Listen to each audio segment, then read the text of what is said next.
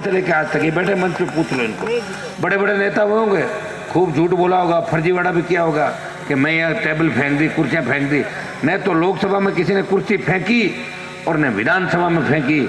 ये तो लोकसभा और विधानसभा का निलंबन और नागौर का मान अगर सम्मान किसी ने बढ़ाया और देश के हर एमपी को नागौर जिला याद दिलाया तो तेजाजी के भक्त हनुमान बेनीवाल ने नागौर जिला पूरे देश को याद दिला दिया। और भाइयों, विश्वास दिलाता हूं आपको कि आज देश जिन परिस्थितियों से गुजर रहा है, थोड़ी तकलीफें हमें भी होगी। हमने प्रधानमंत्री जी को कहा कि 370 सीए जो भी आप लाए हो हम उसमें आपके साथ हैं, लेकिन प्रधानमंत्री जी हमें जवान और किसान का भी ध्यान देना होगा। संपूर्ण कर्ज किसानों का माफ हो। जब धन्ना सेठों का कर्जा माफ हो सकता है तो किसानों का 82,000 करोड़ का ऋण राजस्थान के किसानों का माफ होना चाहिए। हमने ये भी कहा कि किसान के बेटे तकलीफ के अंदर है। आजादी के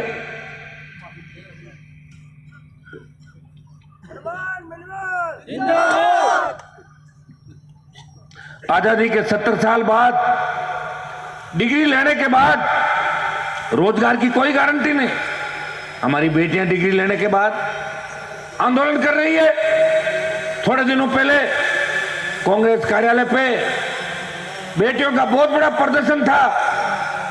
उस दिन पप्पू की जयपुर के अंदर सभा होने वाली थी। दूसरे दिन तब राजस्थान की पुलिस ने, जयपुर के कमिश्नरेट ने बेटियों पे लाठीचार्ज किया और प्रदेश कांग्रेस कार्यालय के सामने बैठने नहीं दिया कि पप्पू आ रहा है, इधर सब गांव भाग जाओ, पप्पू को अच्छा दिखना चाहिए। भाइयों, जब बेटे बेटियां सुरक्षित नहीं, चंबल का डाकू जगन गुजर महिलाओं को निर्वस्त्र करके घुमा रहा, गुजर समाज की महिलाओं को कोई नहीं बोला। मैंने लोकसभा के अंदर मामला उठाया कि जगन गुजर का एनकाउंटर हो जाना चाहिए और 3 दिन बाद जगन डरा और सरेंडर हो गया। ये तो हनुमान बेनीवाल की हुकार और इसके अंदर बोल के अंदर इतना दम है कि सरकारें हिल जाती है। हमारे सरकारों के अंदर जो भी लोग बैठे हैं, चाहे कांग्रेस के अंदर हमारे किसान के बैठे होंगे, भारतीय जनता पार्टी के अंदर भी होंगे, लेकिन वो 1 नंबर की लड़ाई कभी किसी ने नहीं लड़ी। नंबर 3, 4 और 5 की लड़ाई लड़ता है, वो 2 नंबर की लड़ाई भी उन्होंने नहीं लड़ी। ये भाइयों, मैंने तो आपके लिए प्रयास किया। पिछले 20 साल मंत्री पदों को ठोकर मारी। मेरा कोई वसुंधरा से जमीन का झगड़ा नहीं था या मैंने कोई वसुंधरा का तलाक नहीं कराया था। झगड़ा तो इस बात का था कि हनुमान बेनीवाल अपने पिताजी की सीट पे चुनाव लड़ेगा और लड़ा मुंडवा से, हार गया थोड़े से वोटों से, लेकिन फिर भारतीय जनता पार्टी से विधायक बना और ठोकर मारी भारतीय जनता पार्टी को कि वसुंधरा भ्रष्टाचार की देवी है, मैं इसके साथ नहीं रहूंगा। ठोकर मार के अलग चलता रहा। तो उस समय कई लोगों ने कहा होगा कि हनुमान मंत्री बन जाता, क्यों छोड़ा वसुंधरा जी को।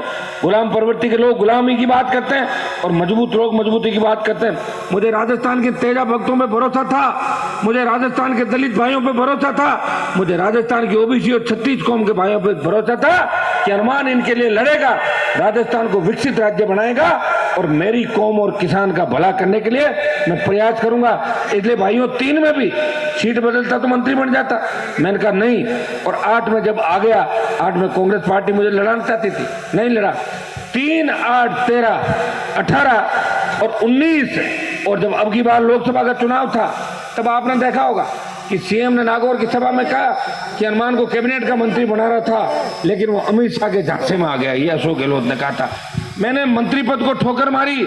मैंने कहा नागौर का सांसद ऐसा होना चाहिए जो दिल्ली अगर कोई जाए तो नागौर की मजाक नहीं उड़ाए।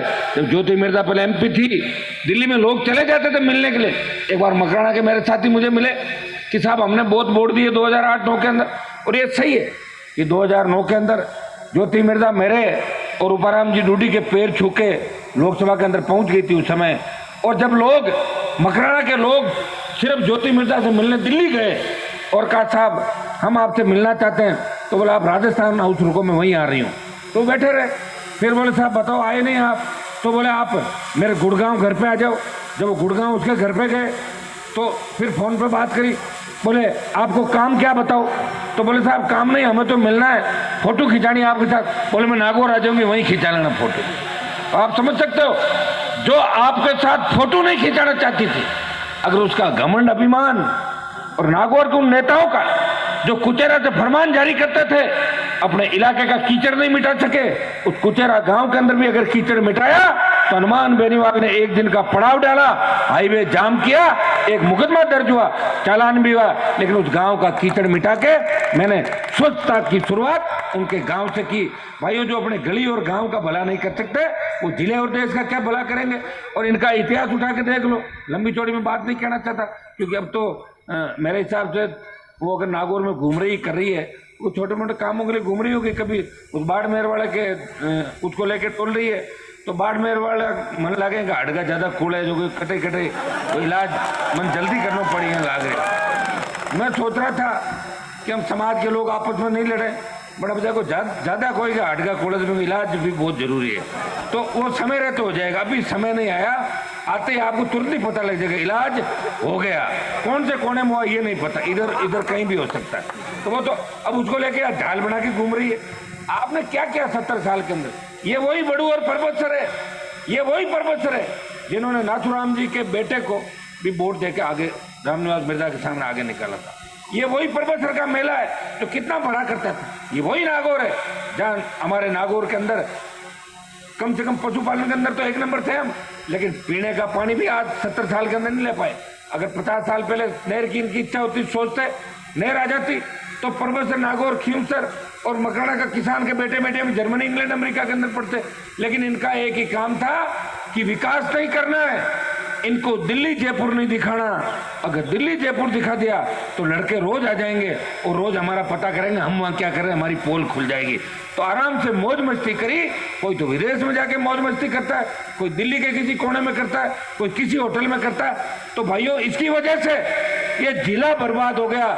मैं तो आपको इतना ही भरोसा दिलाता हूं कि हनुमान बेनीवाल इस किसान कौम के सम्मान के लिए लड़ता रहेगा, और लड़ते लड़ते कोई गोली मेरा